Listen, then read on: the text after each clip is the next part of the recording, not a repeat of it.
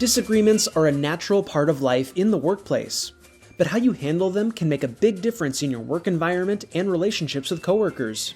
It's okay to disagree with someone, and you might find yourself disagreeing often with a coworker, but maybe you're not sure how you can bring up that disagreement with them. In this video, we'll provide you with some steps on how to appropriately bring up a disagreement in the workplace. Step 1. Keep your cool. When a disagreement happens, it's important to stay calm and keep your cool. Try your best not to react too angry or upset. Take a deep breath and remember that your goal is to try to solve the problem, not to win the argument. Step 2. Ask to speak privately. Wait for the right time and place. Choose an appropriate time and a private place to bring up the disagreement you might have. This makes sure that both sides can focus on the issue one-on-one. Step 3. Explain your side using I statements. Use I statements to express your feelings and concerns, like I feel or I think. Don't blame others by using you statements or name-calling. Try to be clear about the issue and use facts to support the way you feel. Step 4. Listen to the other person. One of the most important skills in trying to solve disagreements is listening. This means giving the other person your full attention without interruption. You can nod your head to show them that you understand. Step 5. Repeat what they said. The other person needs to know that they have been heard and understood. One way we can do this is to repeat what you heard them say. This means saying things like, "It sounds like you're upset," or "It sounds like you're disappointed with me," or "It sounds like we have the same problem." Step 6. Tell them what you need them to do.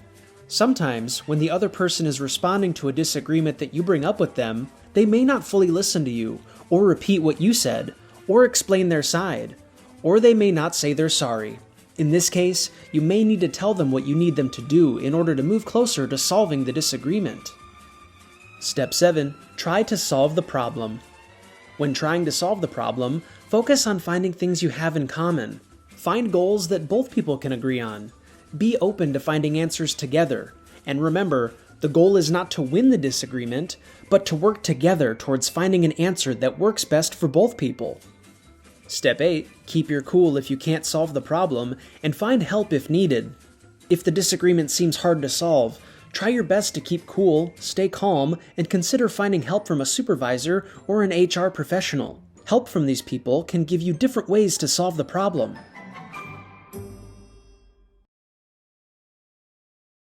Let's start by looking at some inappropriate ways to bring up a disagreement in the workplace, shown by Sam and Mike.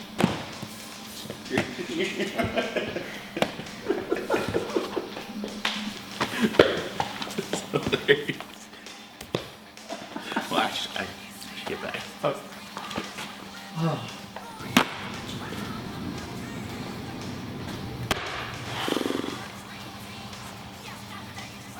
Mike, I can't keep handling the register all by myself all the time. You know, there's a lot that needs to get done, and I just see you chatting to your friends and not really doing anything else. Sam, I try to help with the register when I can, but I don't want to ignore customers. It's not my fault we're short-staffed. I mean, you're so good at the register, why don't you just do it? I'm not saying that I don't want to help with the register. I'm just saying it's not fair that I'm stuck here all day doing only this. There's a lot more that you could be doing. We have to share this workload equally. Come on, Sam, it's not like I'm doing nothing. The store's full, I'm helping people find stuff. The cash register is important. So is organizing the shelves and helping actual customers, not just your friends. All right, whatever, man, I don't have time for this.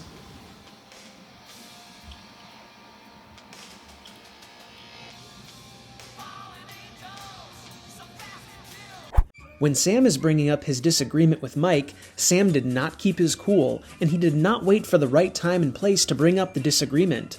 Sam did not ask to speak privately with Mike, and Sam also starts to blame Mike and use you statements about him, and this makes Mike feel upset with Sam, making the problem bigger.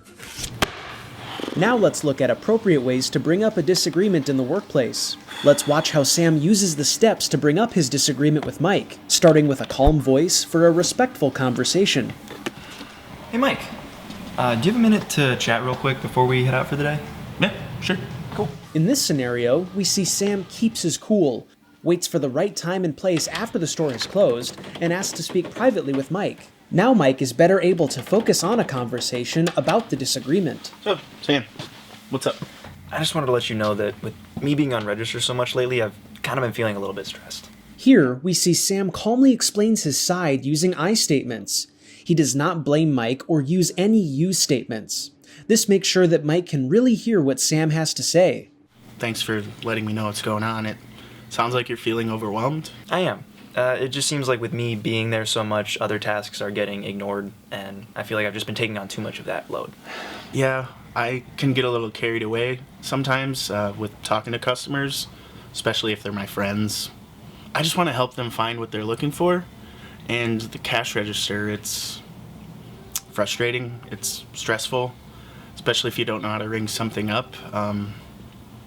If I'm being honest, that's kind of the reason why I've been avoiding it. Sam listens to what Mike has to say about the disagreement to better understand where he's coming from.